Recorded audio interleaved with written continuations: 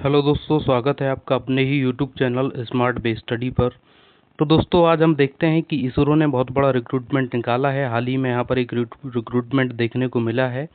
तो government of India department of space के द्वारा इसको रिलीज़ करा गया है, जो कि liquid propulsion system centre LPSC के जो इसरो के अलग अलग सेंटर होते हैं उनमें से एक सेंटर द्रव नोदन प्रणाली केंद्र तिरुवनंतपुरम एंड बलियामाला, दो जगह उसका जो पोस्ट है वो ओपन हुआ है।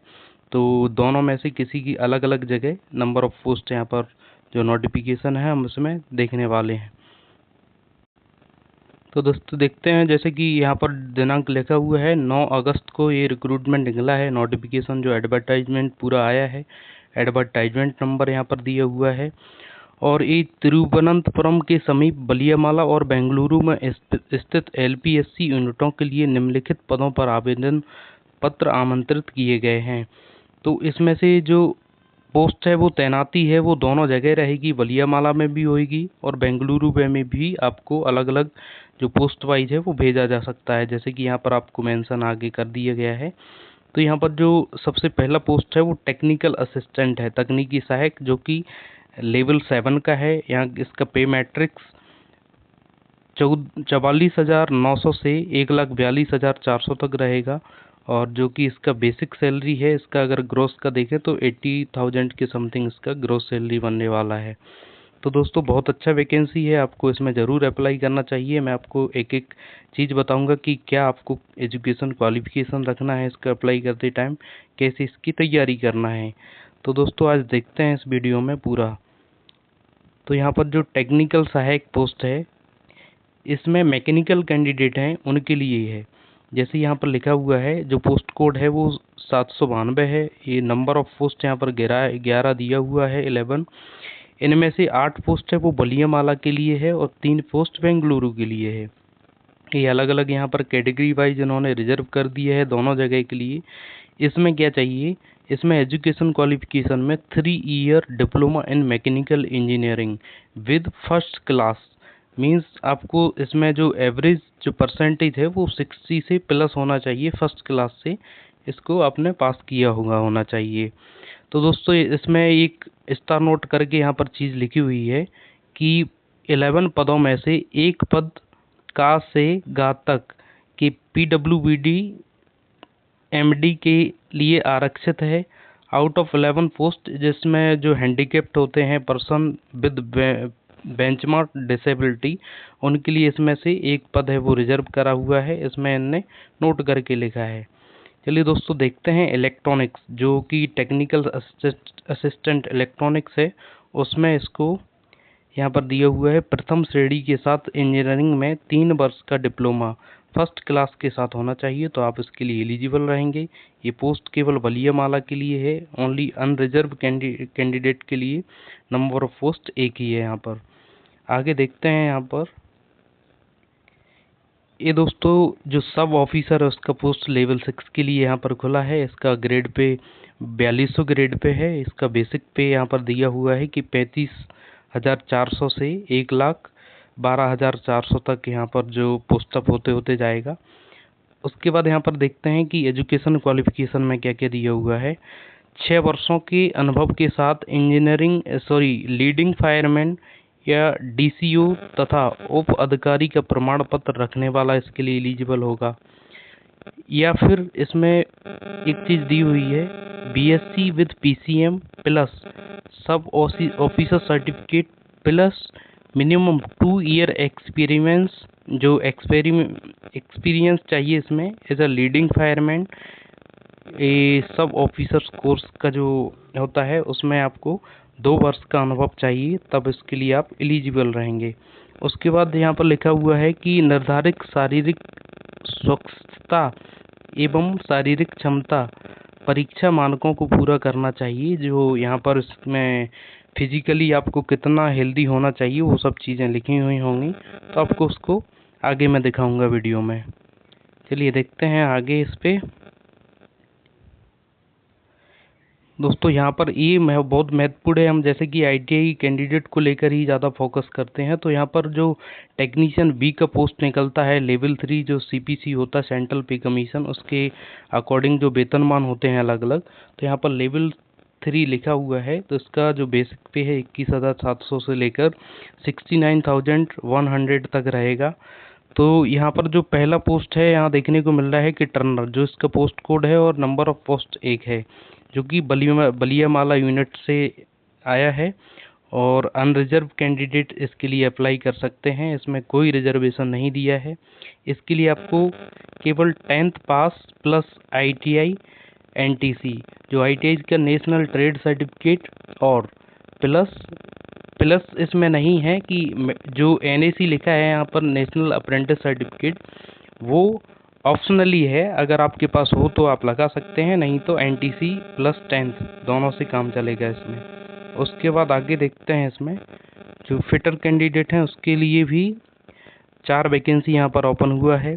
जो बलियामाला है वहाँ पर 2 पोस्ट हैं, और बेंगलुरु है वहाँ पर 2 पोस्ट हैं। यहाँ पर जो रिजर्वेशन है उसके अकॉर्डिंग ओबीसी के लिए 1 पोस्ट है और ईडब्ल्यूएस के लिए 1 पोस्ट है। जो बेंगलुरु की यूनिट है वहाँ पर जो यूआर कैंडिडेट हैं उनके लिए 2 पोस्ट हैं। अनरिजर्व कैंडिडेट यहाँ पर कोई भी अप्लाई कर सकता है, कोई किसी के लिए यहाँ पर रिजर्वेशन नहीं दिया हुआ है। तो यहाँ पर देखते हैं क्वालिफिकेशन को लेकर के, इसमें 10th प्लस आईटीआई, जो आईटीआई का एनटीसी होता है national trade certificate from fitter trade. तो ये जो कैंडिडेट जिसके पास आईटीआई प्लस एनटीसी है फिटर ट्रेड से, वो इसके लिए एलिजिबल रहेगा। उसके बाद यहाँ पर मैंने स्टार नोट करके एक चीज़ लिखी है, यहाँ पर कुल 2 पदों में से 1 पद पूर्व सैनिक के लिए आरक्षित है। जो एक्स सर्विसमैन होते हैं दोस्तों, उनके लिए यहाँ पर 2 में से 1 चीज़ यहाँ पर उन्हें रिजर्व कर दिया ऑलरेडी। उसके बाद यहाँ पर आगे देखते हैं, ये देखिए रेफ्रिजरेशन एंड जो एयर कंडीशनिंग मैकेनिक होता है, जो आरएसी से जो एक ट्रेड होती है आईटीआई में, अगर उससे आपके पास आईटीआई प्लस जो 10th प्लस आईटीआई है एयर कंडीशनिंग से, तो आपके लिए भी यहाँ पर 1 पोस्ट खुली हुई है जो कि बेंगलुरु सेंटर पर रहेगी। और जो अनरिजर्व कैंडिडेट है वो इसके लिए अप्लाई कर सकता है, इसमें किसी के लिए रिजर्वेशन नहीं दिया गया है। आगे देखते हैं यहाँ पर, तो दोस्तों यहाँ पर ये लेवल 2, जैसे कि मैंने वहाँ थंबनेल में ही बताया है आपको कि लेवल 2 से लेकर लेवल 7 तक का जो पोस्ट निकला हुआ है। तो लेवल 2 यहाँ पर हैवी व्हीकल ड्राइवर जो उसकी क्लास ए का लेवल 2 के लिए रिक्रूटमेंट है। इसका बेसिक पे यहाँ से यहाँ तक रहेगा, ये चीज़ यहाँ पर मेंशन करी हुई है। उसके बाद यहाँ पर देखते हैं कि 2 नंबर ऑफ पोस्ट इसके लिए ओपन हुआ है जो कि बलियामाला सेंटर पे है। इसमें यहाँ पर रिजर्वेशन है, रिजर्व कैटेगरी है उन्हीं के लिए है। एक जो शेड्यूल कास्ट है 1 पोस्ट उसके लिए, economical weaker section EWS candidate के लिए 1 पोस्ट है। टोटल मिला के 2 पोस्ट यहाँ पर निकाला गया है। उसके बाद यहाँ पर आपको जो एजुकेशन क्वालिफिकेशन है उसको लेकर 10वीं कक्षा उत्तीर्ण, मतलब 10वीं कक्षा उत्तीर्ण होना चाहिए। 5 वर्षों का अनुभव, इनमें से भारी वाहन चालक के रूप में न्यूनतम 3 वर्ष का अनुभव तथा शेष अवधि में लघु मोटर चालक के अनुभव का जो अनुभव है वो एक्सपीरियंस सर्टिफिकेट यहाँ पर चाहिए।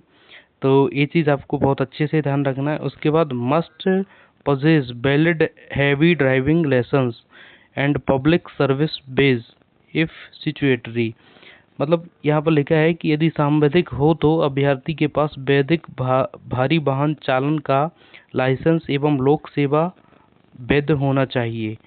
तो ये चीज़ आपको हैवी ड्राइविंग लाइसेंस है उसके लिए यहाँ पर लिखा हुआ है जो कंडीशन रहेगी।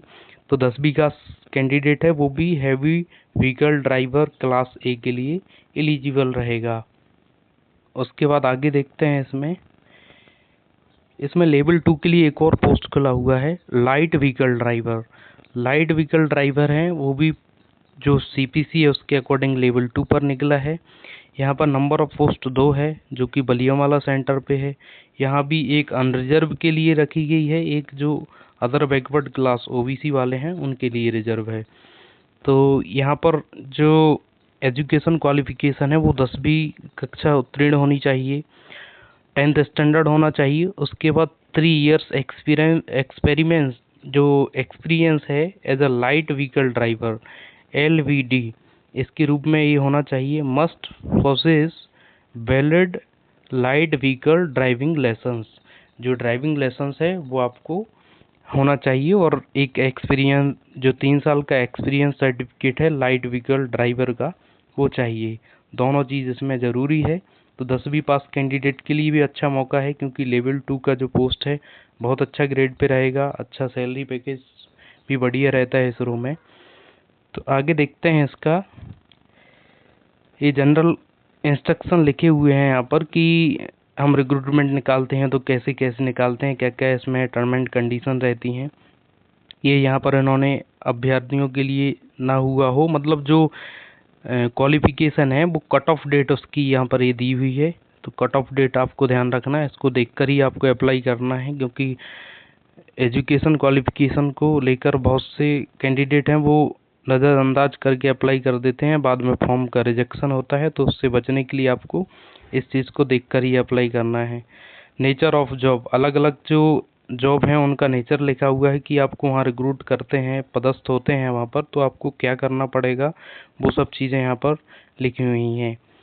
तो ये सब चीज़ें, जैसे यहाँ पर टर्नर पोस्ट के लिए रिक्रूटमेंट था वो, तो जो पोस्ट कोड है उसका 795 है, टर्नर के लिए है। तो इसमें CNC programming, turning operation on various hardware including integrated shapes, मतलब विभिन्न तरह की आकृतियाँ हैं उन पे आपको टर्निंग करनी पड़ेगी, ये काम आपको करना पड़ेगा वहाँ पर। तो नेचर ऑफ जॉब के बारे में भी लिख दिया है। उसके बाद यहाँ पर एक लाइन और लिखी हुई है, भारत में कहीं भी व्यक्तिगत तथा सामग्री की आवाजाही के लिए लघु वाहनों के संचालन तथा छोटे रखरखाव की जिम्मेदारी भी उसी की रहेगी जो लाइट व्हीकल ड्राइवर क्लास ए के लिए सिलेक्ट होता है, उसको पदस्थ करते हैं। तो उसके बाद आगे देखते हैं, इसमें जो हैंडीकेप्ड हैं उनके लिए एब्रीविएशन, मतलब जो यहाँ पर लिखा हुआ है वो सब चीज़ें आपके काम की नहीं हैं। जो हैंडीकेप्ड है वो लोग इसको सेपरेटली पढ़ लें। उसके बाद हम ये देखेंगे इसमें सिलेक्शन प्रोसेस का, और जो एग्ज़ाम कंडक्ट करवाएगी एजेंसी उसमें किस तरीके से आपको, देखिए ये सिलेक्शन प्रोसेस है, इसमें क्या क्या स्टेज रहेंगे। तो जो सिलेक्शन प्रोसेस है उसमें 2 स्टेज रहेंगे, एक आपका स्किल टेस्ट रहेगा और एक रिटन टेस्ट रहेगा। तो रिटन टेस्ट पहले होगा, उसके बाद आपको शॉर्टलिस्ट करा जाएगा स्किल टेस्ट के लिए। कितने गुना कैंडिडेट बुलाए जाएंगे वो यहाँ पर अलग अलग पोस्ट के लिए पोस्ट वाइज मेंशन रहेगा। जैसे कि यहाँ पर 792, 793 एंड 795 ये सब पोस्ट है ना टेक्नीशियन बी का। तो इसके लिए यहाँ पर इन्होंने सिलेबस जारी करा है कि हम 80 जो ऑब्जेक्टिव टाइप बहुविकल्पीय प्रश्न पूछेंगे, जिनमें से प्रत्येक सही उत्तर के लिए 1 अंक होगा, के साथ 90 मिनट की अवधि रहेगी, लिखित परीक्षा होगी। उसके बाद प्रत्येक गलत उत्तर देने पर 1/3 का इसमें नेगेटिव मार्किंग रहेगा। लिखित परीक्षा का पाठ्यक्रम पाठ्यकर्ता पर आधारित होगा तथा परीक्षा इस प्रकार संचालित की जाएगी कि निर्धारित पाठ्यकर्ता के विस्तार एवं इसकी गहराई को सम्मिलित करते हुए अभ्यर्थी के सैद्धांतिक एवं प्रायोगिक ज्ञान का परीक्षण किया जा सके। या जैसे हम आपको रिक्रूट कर रहे हैं तो हम आपको इतना योग्य समझें कि आप हमारे संस्थान में बहुत बेहतर अच्छे ढंग से काम कर सकते हैं। तो यही चीज़ लिखी हुई है। बाकी आपको ये चीज़ ध्यान रखना है कि 80 नंबर का क्वेश्चन पेपर होने वाला है, 90 मिनट उसकी समय अवधि रहेगी, जो कि बहुत सफिशिएंट होती है। उसके बाद स्किल टेस्ट के लिए देखते हैं, इसमें स्किल टेस्ट का क्या रहेगा कि जब आप रिटन टेस्ट क्वालिफाई करेंगे तो आपको 1/5 के रेशो में जो डिपार्टमेंट है वो स्किल टेस्ट के लिए बुलाएगा, और यहाँ पर कम से कम 10 अभ्यर्थी बुलाएगा। जैसे मान लीजिए कहीं नंबर ऑफ पोस्ट 1 है तो उसके लिए 10 कैंडिडेट रहने वाले हैं, 10 से कम नहीं रहेंगे। तो यही है यहाँ पर जो स्किल टेस्ट उसका रेशो लिखा हुआ है। उसके बाद आगे देखते हैं हम इसमें क्या लिखा हुआ है।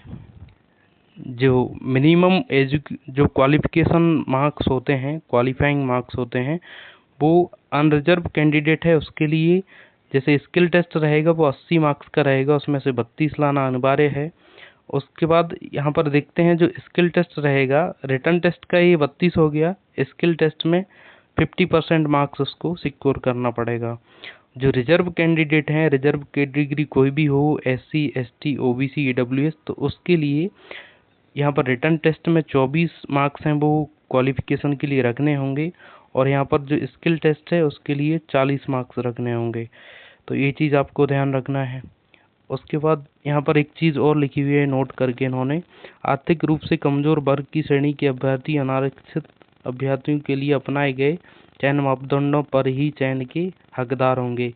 मीन्स ईडब्ल्यूएस कैंडिडेट के लिए रिजर्वेशन तो मिलेगा, पर जो मिनिमम क्वालिफाइंग मार्क्स हैं उसको अनरिजर्व की तरह ही उनको क्वालिफाई करना पड़ेगा, वो चीज़ रहेगी यहाँ पर। तो दोस्तों ये रहा यहाँ पर कि जो लिखित परीक्षा और जो कौशल परीक्षा है उसमें मिनिमम आपको कितना मार्क्स रखना पड़ेगा, तभी आप सिलेक्ट उसमें होंगे। उसके बाद आगे देखते हैं यहाँ पर आगे जो पोस्ट कोड 794 है उसके लिए अलग से जानकारी दी हुई है कि उसका जो एग्जाम कंडक्ट करवाई गई थी तो उसमें क्या क्या चीज़ें पूछी जाएगी, तो ये सब चीज़ें उसके लिए हैं। उसके बाद यहाँ पर आगे देखें उनका जो फायरमैन पोस्ट रहती है उसके लिए आपको फिजिकली फिट होना पड़ेगा, तो उसको लेकर की चीज़ें लिखी हुई हैं। उसके बाद देखते हैं यहाँ पर जो रिटर्न टेस्ट रहेगा पोस्ट कोड 798 एवं 799 के लिए, वो अलग अलग अंक एवं अलग अलग, जैसे यहाँ पर लिखा हुआ है भाग ए पार्ट 1 में objective type question based on motor vehicle act 1988, तो इसके अकॉर्डिंग इसमें 50 क्वेश्चन रहेंगे।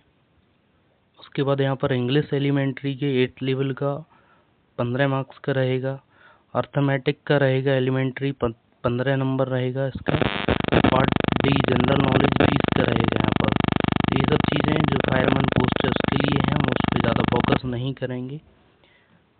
उसके बाद आगे देखते हैं आवेदन कैसे करें, हाउ टू अप्लाई। तो आवेदन करने के लिए आपको आवेदन केवल ऑनलाइन माध्यम से ही यहाँ पर स्वीकार किए जाएंगे। जो आवेदन का पोर्टल है वो 12 अगस्त से लेकर के 12 अगस्त अपराह्न मतलब दोपहर 2 बजे से लेकर के 26 अगस्त को अपराह्न 2 बजे तक उपलब्ध रहेगा। तो आप इस बीच में रजिस्ट्रेशन कर सकते हैं और ऑनलाइन अप्लाई कर सकते हैं। फ़ोटो अपलोडिंग को लेकर यहाँ पर कंडीशन कुछ दी हुई है कि फ़ोटो अपलोड में अभ्यर्थी का चेहरा साफ दिखना चाहिए, फ़ोटो का बैकग्राउंड सफ़ेद एवं अन्य किसी हल्के रंग का होना चाहिए, कोई डार्क कलर नहीं होना चाहिए। ये सब चीज़ें आपको ऑनलाइन आवेदन करते टाइम इस पेज को देख लेना है। पीडीएफ का लिंक मैं डिस्क्रिप्शन बॉक्स में दे दूंगा, आप वहां से भी इसको डाउनलोड कर सकते हैं। ये यहाँ पर फीस को लेकर है कि आवेदन शुल्क 250 रहने वाला है, शेष 500 रुपये वापस कर दिया जाएगा। ये पोस्ट कोड है इनके लिए है, जैसे अलग अलग पोस्ट कोड जो पोस्ट कोड यहाँ पर लिखे हुए हैं उनके लिए 750 रुपये है। तो इसमें अगर आप एग्ज़ाम देते हैं तो 250 रुपये जो एजेंसी है वो रखेगी और 500 रुपये आपको रिटर्न कर दिया जाएगा। उसके बाद आगे देखते हैं जो अलग पोस्ट कोड हैं उनके लिए 500 रुपये मात्र यहाँ पर लिए जाएंगे, 500 रुपये मात्र लिए जाएंगे, 100 रुपये एजेंसी रखेगी, 400 रुपये इसमें वापस कर दिए जाएंगे। उसके बाद आगे देखते हैं चीज़ों को। तो दोस्तों यही सब चीज़ें हैं जो कि आपको ध्यान रखना है। बाकी आपको इस डेट को बहुत महत्वपूर्ण अच्छे तरीके से याद रखना है कि 27 अगस्त के पहले ही इसको आपको अप्लाई करना है, क्योंकि कई लोग भूल जाते हैं कि काफ़ी लंबा रिक्रूटमेंट प्रोसेस है वो चलेगा तो हम बाद में अप्लाई करेंगे। तो आप पहले ही अप्लाई कर दीजिए, क्योंकि सर्वर डाउन होने लगता है जैसे ही डेट एंड होने पर आता है। तो दोस्तों यही सब चीज़ें थी, मैंने A to Z आपको इसकी सब चीज़ें बताई कि क्या क्या एजुकेशन क्वालिफिकेशन रहेगी, क्या जो सिलेक्शन का प्रोसेस है वो रहेगा, सिलेबस में क्या क्या चीज़ें इंक्लूड हैं। तो इन सब चीज़ों के बारे में हमने जाना। बहुत अच्छा डिपार्टमेंट है दोस्तों, अगर आप यहाँ जॉब करते हैं तो गर्व के साथ आप कहेंगे कि हम भारत देश की सेवा कर रहे हैं, अगर आपको यहाँ पर नौकरी करने का मौका मिलता है। तो दोस्तों आपको इन्फॉर्मेशन कैसी लगी, अगर अच्छी लगी तो मुझे कमेंट बॉक्स में कमेंट करके बताइए कि मैं और अपनी वॉइस में सुधार करूं या फिर जो भी चीज़ें मैं कंटेंट दे रहा हूं उसमें भी कुछ सुधार कर सकूं। तो दोस्तों सब्सक्राइब करिए स्मार्ट वे स्टडी चैनल को, लाइक करिए, दोस्तों के साथ शेयर करिए। धन्यवाद।